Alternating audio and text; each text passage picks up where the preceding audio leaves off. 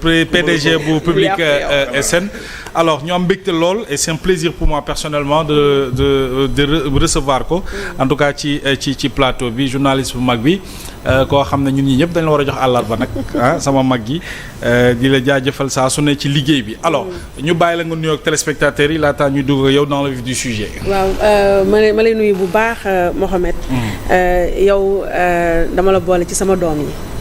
waaw te yow sama doom nga te wax dëgg yàlla kontaan naa trop si ñëw fii Sen TV. saa yoo fi ñëw nag sama xol dafay sedd. sa kër la waaw sama kër la te damay gis tamit jàmbaar bu sama mag ji Bougane. jàmbaar malgré les difficultés. et tamit su ma koy xool man damay gën a dëgër. parce que damay wax ne man su may dund difficulté à hauteur de 1% moom mi ngi koy dund à hauteur de 90%. et contrairement à beaucoup de chefs d'entreprise notamment ci sunu secteur d'activité muy les médias ma respecté ko parce que kenn mësu ko dégg mu onk jooyul yuuxuwul te lu leer mooy moom difficulté yu muy dund moo ëpp difficulté yu Futurs Médias di dund yu Sud Quotidien wala groupe Sud di dund ak ñeneen parce que moom daf ci boole casquette d'homme politique ba pare nekk aussi opposant man nag maay chef de l'opposition moom ak Barthélémy dañuy xaar bu ko defee ndax pareegunu ñoom man damaa pare ñoom pareegunu waaw bu ko defee nag ma nuyu bu baax ñi ma toogal jégalu nag ci retard bi waaw man moo damaa tàmm tardé waaye dafa fekk nag ne su may ñëw xam nga sama génn télé bëriwul su ruq laa toog di wax waaye booy ñëw nag ci télé bi mel ne Bougane Gueye Dany doo ko cof meilleure version de Aïssatou Diop Fall ci biir Sen TV. déedéet su may ñëw fii ndax fële public ñaari nit laay waxal. waaye fii àddina laay waxal damaa bëri noonu xam nga bu bëree noonu yëfi waalo ngay def moo tax boo xëyee suba. dem ba tey noyyuma ñëpp sama tim yëpp laa woo. Awa Ndaw Latifa génn ci tissage bi. ñii ñëw ci ñaw yeeg yu ñaamin seen xam nga dañoo ëppal. waaw ñoom yorolaam ku nekk joxe ay bijoux ñoom seen ndax boobu soo bëree noonu. sama noonu ëpp samay sopp te ñun ay waalo dañu reyante mais dama kontaan gisante pour la première fois ak Aïda. waaw je la suis avec énormément de plaisir ci télé yi mais surtout ci Facebook. Elle me fait trop rire sur Facebook. Voilà de même que monsieur Thiam de l'Acte. moom tamit dama koy lire ci Facebook avec énormément de plaisir. di ko féliciter aussi. parce que il a ñoom seen parti Acte. dañu def loo xam ne c'est te loolu dama ci féliciter le président Abdoul Mbaye Sy devant premier ministre parce que dafa def lu am solo loo xam ne dafa war a def tache d'huile ci parti politique yi ndaxte souvent fii parti politique yi ñi koy jiite vraiment dañuy ñëdd bool bi ñoom dañuy romb sax usure dañuy fossiliser wu ci siège bi dañuy dem ba jeexal tàq ba àgg c'est fini doog a nag jeune loup yi di reyanteeg place su dinosaures yi mais moom ce qu'il a fait ndax man personnellement mosoon naa ko invité c'était mon ressenti mooy dafa dugg ci politique mais c'est pas un homme politique parce que su ma nee c'est pas un homme politique c'est un terme vulgaire pour dire tout simplement que moom deful politique comme ñun Sénégal yi ñu koy xamee Sénégal yi ñu xamee ci politique mooy ñoom sama grand consultant Moustapha Diagne ñiy def ñoom Bougane rayante Bougane gis naa ko keroog muy féey ci dugg ci géej gi di féey fii il faut que surtout période bi ñu nekk nga xam ne ñaar goos yi ñu jiite wax dëgg fa yàlla ndax nee naa dëkk boo fa demee ñëpp def yaramu ne nga bëgg fa dëkk da nga def yaramu ne ànd ak ñoom ñaar goos yi seen neurones yi bëriwul fii ku fi bëri leen noonu ku am trop plein de neurones congelé ko def nag man sax ñëpp xam nañ dof laa aw ma xel muusuma mais les quelques 2 neurones yi ma desee damaa xaajaat dugal yenn ci chambre froide di xaar ñaar ñi dégagé ma doog indiwaat nag jotaat la plénitude de mes neurones mais li le président Abdoul Mbaye def dafa am solo parce que dafa il a su passer le relais pendant qu'il a en toute honnêteté ndax et puis il a passé le relais à un jeune ndax fi ñu toll nii yëf yi ci jeunes yi la. les dinosaures là xam nga ñaari ñii nee naa tey si on devait faire je veux dire une psychologie à 2 balles. da ngay wax ne Sénégal yi dañoo bëgg jeune. waaye dañoo juum ndax ba ñu bëggee jeune ñun yàgg nañoo jooy alternance générationnelle pas seulement ci politique mais même dans nos secteurs d'activité. tey ji pas journaliste yëpp xaru nañu. ñii Macky Sall moo yóbbu Abdoulaye Wade moo yóbbu benn cargaison bi. dernière fournée bi kii yóbbu ko. dernière fournée bi Macky Sall. sox-soxoor yi fi desoon Ousmane Sonko yóbbu leen. léegi nag li fi nekk nii mooy c'est en fait la fin d'un cycle et le début d'un autre. donc tous les paradigmes sont en réalité en pleine régénérescence. donc lu mel noonu bu ñu ci nekkee. dafay baax ñu xam ne ñaar ñii dañuy annoncer rek dara waaye ñu mel ne yéen ñoom Moustapha ñoom ñoo ko war a mottali ak Aïda jigéen ñi aussi leadership féminin yi tamit ci politique dafa des muy te su ma gisee ku mel ne Aïda damay kontaan mu ñeme ñëw ci débat yi Mohamed si ñun journalistes yi Mohamed mooy la relève ça c'est-à-dire ñoom c'est la génération man sama carrière jeex na si tant est que j'en ai eu une mais ñoom Mohamed nous quand on les regarde on est juste content. donc vraiment tey dama kontaan ci composition plateau bi mon grand c'est mon consultant de l'ombre j'ai plusieurs consultants de l'ombre lui il en fait partie sama rak Ahmed Ndoye defe naa ni c'est un député en téléchargement il va nous la jouer à la Pape Djibril Fall donc et puis ma man Rijal mon complice mon confident je suis très contente et puis je remercie ah mais tamit man may fële fu ne mais it's only me man kese la est-ce que réellement ki lay toog ci plateau man la à l'ère de Sonko Diomaye maa def nii def rek defeuse laa nag. ah oui absolument defeuse laa. nag ñu fekk ci thématique bu nga xamante ne nii. secteur privé bu ñu koy wax moom mënuñu ko ci génne parce que chef d'entreprise la elle a des entreprises yi muy gérer njàngat bi nga mën a def ci secteur privé bi ñu dalal récemment ak le premier ministre ci jamono ji nga xam ne yorool nañu leen 1000 milliards après pour génn ne création d'entreprise dafa wàññeeku. ci 2025 bi. de 30%. Mohamed sujet bu intéressant nga commencé mënuma si wax. yokk ci lépp. oui. li ma tombé. te boo defee synthèse bi. dafay wax rek ne je suis plus du même avis que Ahmed. Oui. parce que en réalité. man déjà secteur privé bi sax. dans la forme là je rejoins Aïda. dans la forme. c'est juste écœurant et dégueulasse. Oui, quand même. que avant man sama yaay ak sama papa du juddu ce sont les mêmes types que je vois mais pas yooyu pas yi tas yoo xam ne normalement c'est de vieux fossiles de ay débris ñooñu ñoo xam ne ni kenn su ñoom quand on parle de secteur privé mais c'est quand même un secteur privé dynamique. Qui reflète la société, qui reflète l'entrepreneuriat, qui est vivace, qui est vivant, qui est dynamique mais pas yooyu. wax ma ñoom fii et puis ils ont la prétention de s'appeler secteur privé. C'est quel secteur privé?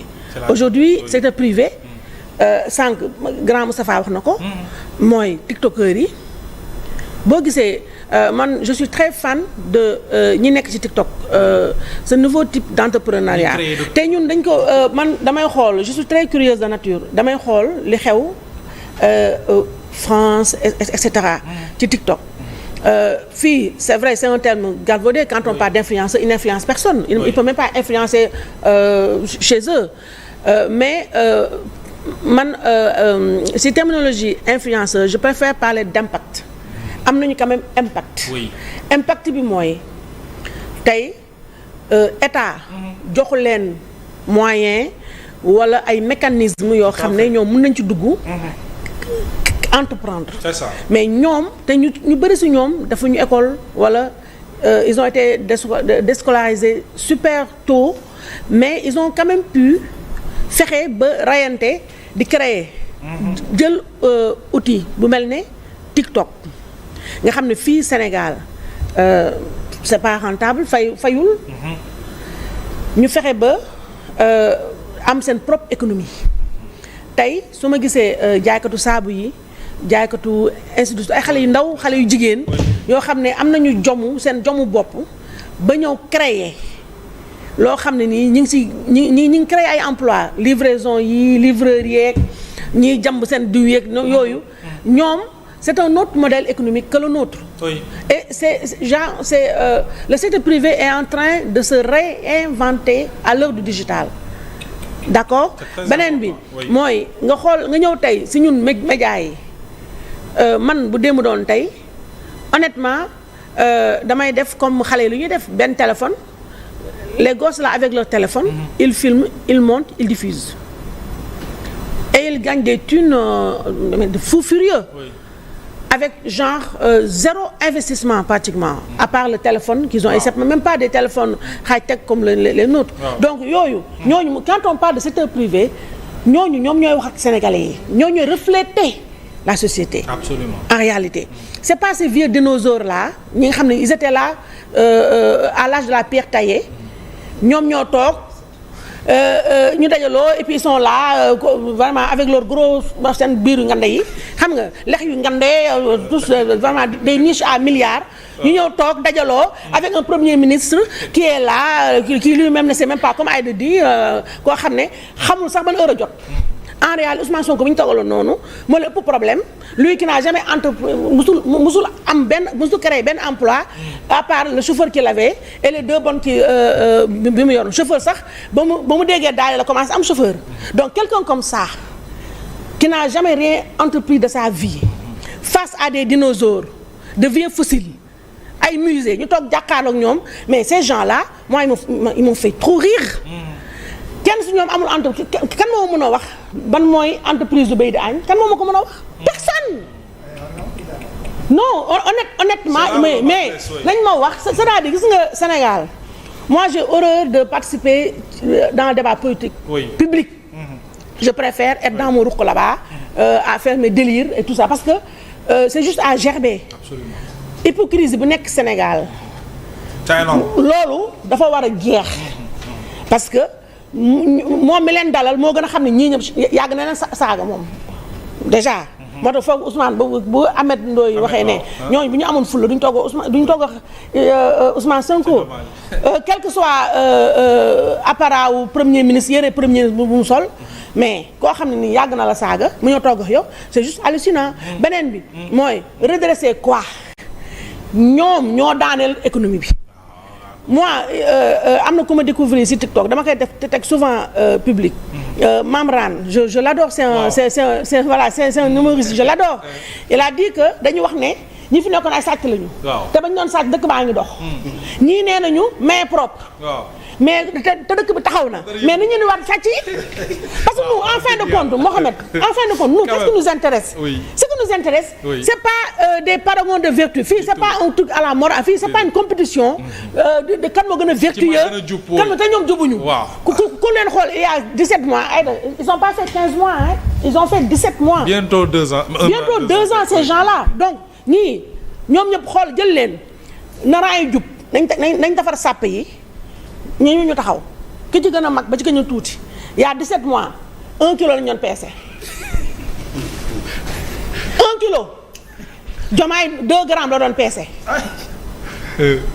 léegi fu ñu toll Diomaye la mi gën a bis man je suis étonné de le voir ay biceps ak tout ça je savais pas qu'il en avait Diomaye personne ne savait qu'il avait des biceps parce que ñun li ñu xamoon mooy fii président rapide bu ñu mës a am mais bizarrement après da ngay màgget monsieur Thiam da ngay màgget da ngay bajaaw màgget. parce que réew mi fi mu toll. mais ba pare président du nelaw moo tax. gis naa j'ai vu et puis xam nga ñoom c'est-à-dire peut-être on va y revenir. au cours de la discussion. maa ngi gis benn je sais pas enfin une vidéo. boo xam ne le ministre de la santé qui n'a rien à faire dans un gouvernement lui par contre. ñu wane ne non à 22h liggéeyu ko mais honnêtement. pour ñoo xam ne soi-disant jeune. Ablaye Wade qui avait presque 100 ans. doon nelaw. Il ne dormait pas mais normalement mais man mii toi tu parles de chef d'entreprise mais Bougane Gueye Dany ne dort pas. Moi je ne dors pas. Oui vous avez des responsabilités. Non ñun à notre niveau. Restreint. De rien du tout nous sommes des chefs d'entreprise à 2 balles comparé à un président de la République à un premier ministre. Mais bon Dieu diriger un pays. C'est autre chose. Comment toi mais Diomaye fan la amee temps def ay biceps di yéegal.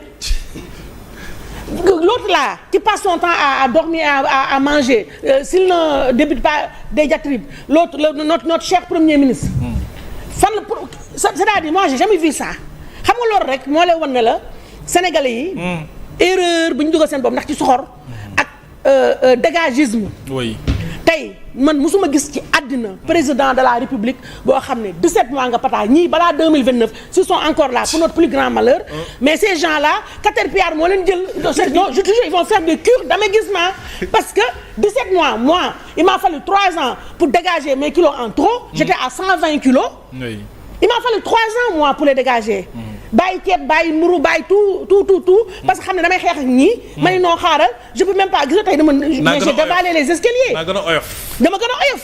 mais ces gosses là ñoom ñu ngi ñëw. l'autre l'un a 45 ans l'autre c'est un vieux jeune de 50 et quelques balais. Et déjà ils sont là ils sont super gros. mais écoute loolu Sénégal bi ñu taxaw di xool loolu rek dañu war a xam ne. très bien mais ñii dëkk bi mais suñu moo ne fi ñu ko dugal. donc nag c'est un peu pour conclure sur ce sujet. man ñoom c'est un gouvernement de slogan. ils sont dans le cosmétique. sama make-up artiste bi ñoom ñoo ko dàq make-up. aussi tey ku ko jox pinceau mu rëkkal la make-up bu amul fenn ci àddina. je te jure.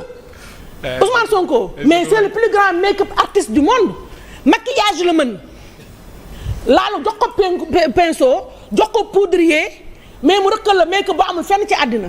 c'est quelqu'un qui aime se donner des airs. ñi mu toogal. xam nañ ne kii fii dara du fi xew. ñoom ñoo yàq.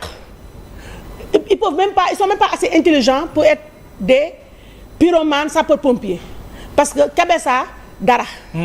kon. très bien moi honnêtement. j'ai même pas regardé 5 secondes.